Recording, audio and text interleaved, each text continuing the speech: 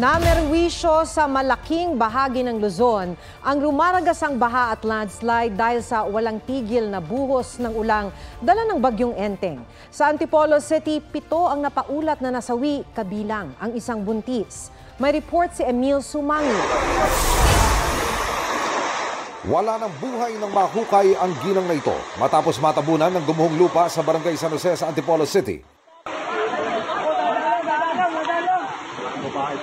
Siyam na buwang buntis ang babae, kasama niyang nahukay ang 2 magkapatid na lalaki. Nagulat na lang po ako, yung pamangking ko doon din natulog sa bahay na yon.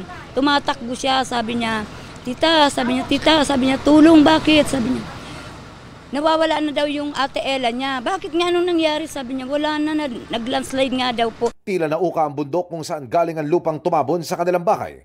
Bukod sa 3 taga-barangay San Jose, may isa pang namatay sa barangay San Luis dahil sa landslide.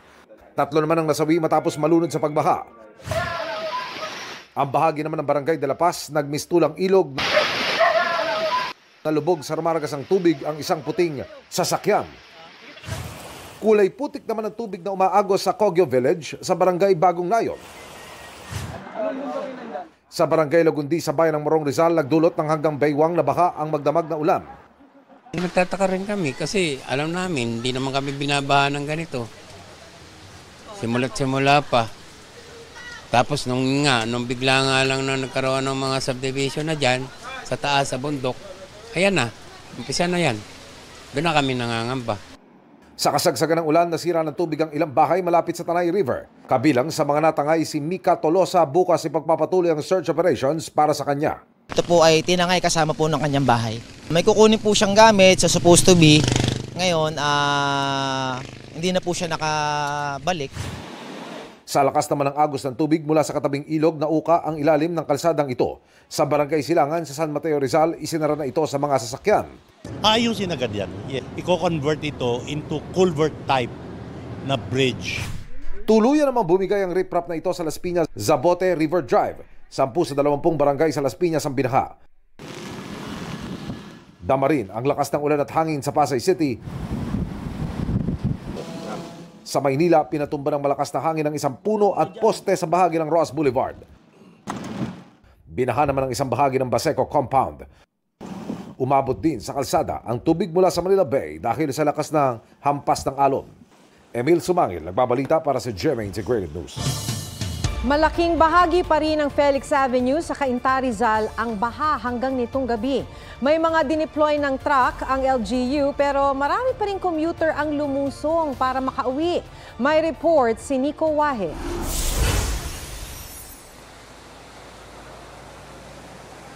Maki 70% ng Barangay Santo Domingo dito sa Cainta, Rizal ang lumubog sa baha dahil sa pananalasa ng bagyong Enteng. Ayon yan mismo sa kapitan ng barangay na si Kapitan Janice Taksagon. Umabot pa nga sa lagpas tao ang baha sa ilang subdivision dito.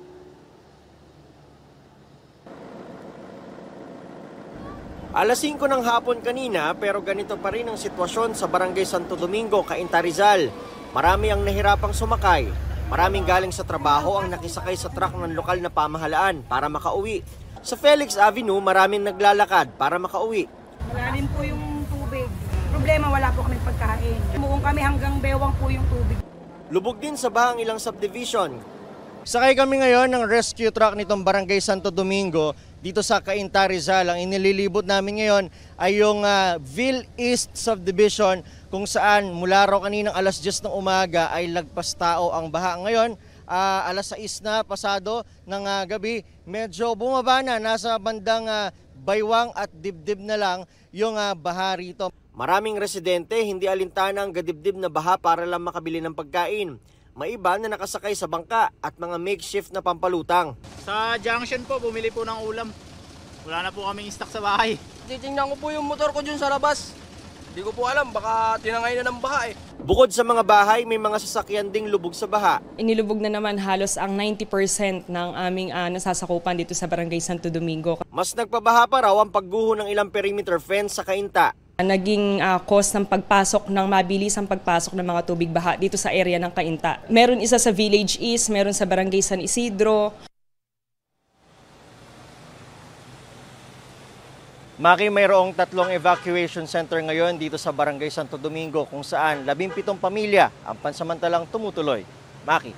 Maraming salamat, Nico Wahe.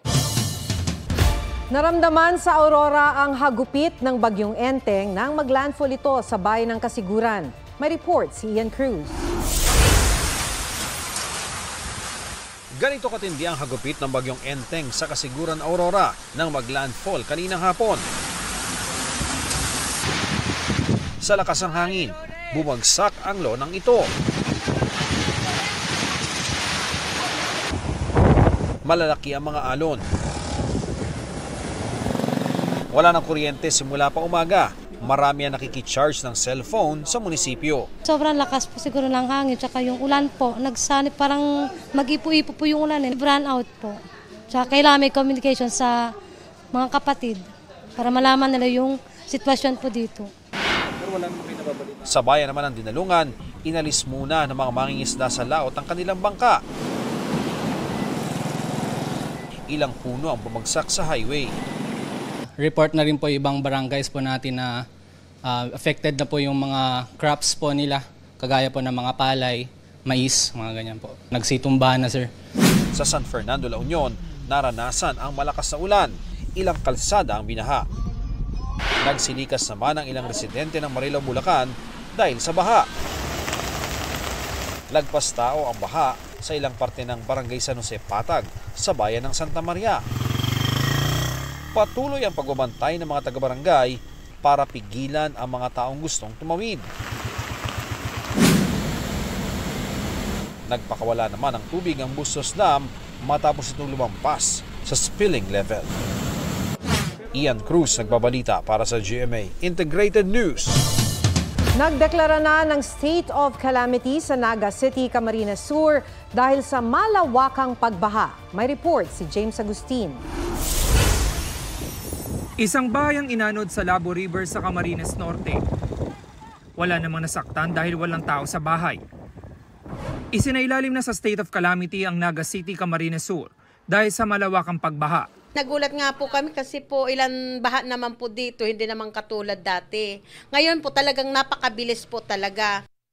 Ayon sa lokal na pamahalaan, ngayon lang nila ulit naranasan ng ganitong kalalang pagbaha sa nakalipas sa 3 dekada.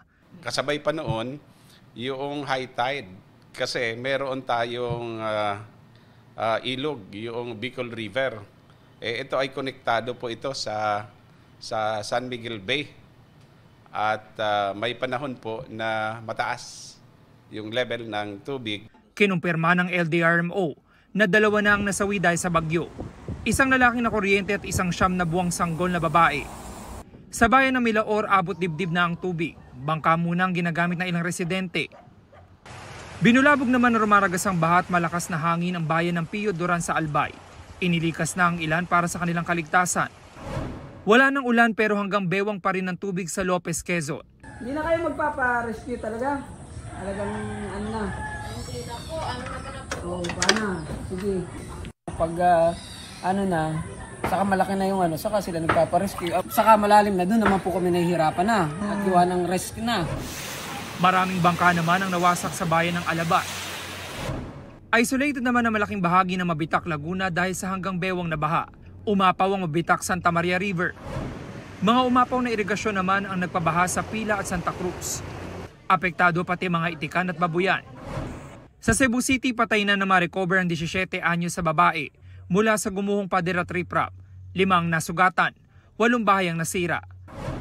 2 naman ang nasawi habang 4 ang nasugatan sa landslide sa Biri, Northern Samar.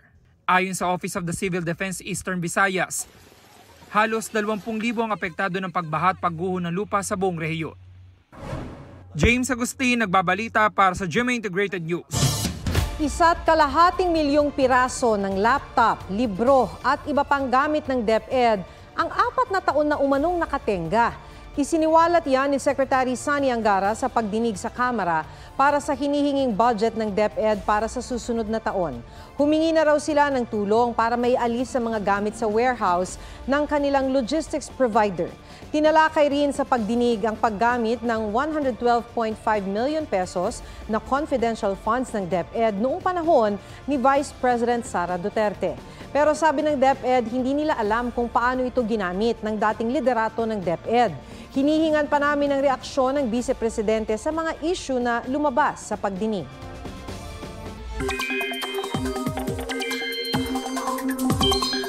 Nadagdagan pa ang mga lugar na isinailalim sa tropical cyclone wind signals. Nakataas ang signal number 2 sa Ilocos Norte, northern portion ng Ilocos Sur, Apayao, Abra, Kalinga, Mountain Province, Ifugao, Cagayan, kabilang ang Babuyan Islands, Isabela, northern portions of Quirino, Nueva Vizcaya at Aurora. Signal number 1 naman sa Batanes, nalalabing bahagi ng Ilocos Sur, La Union, northeastern portion ng Pangasinan, Benguet, natitirang bahagi ng Nueva Vizcaya, Quirino, central portion of Aurora at northeastern portion of Nueva Ecija. Sa datos ng Pag-asa, huling namataan ang sentro ng bagyo sa Rizal, Kalinga. Kumikilos yan pa north-northwestward sa bilis na 15 kilometers per hour, may lakas ng hangin na 85 kilometers per hour at bugsong aabot sa 105 kilometers per hour. Batay sa forecast track, posibleng lumabas ng Philippine Area of Responsibility Miyerkules ng umaga.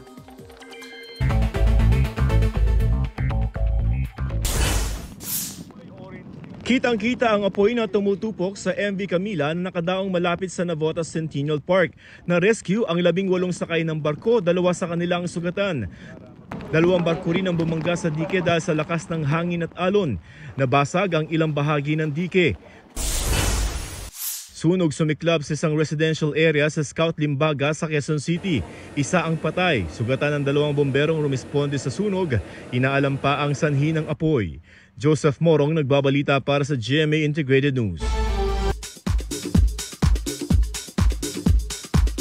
On spotlight ang pagrampa ng ilang sparkle stars sa isang fashion event. May report si Lars Santiago.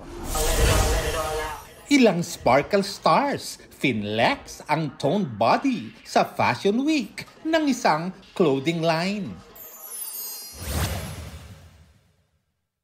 Jungkook ng BTS nagpasalamat sa ARMY na nagpaabot ng pagbati sa kanyang birthday.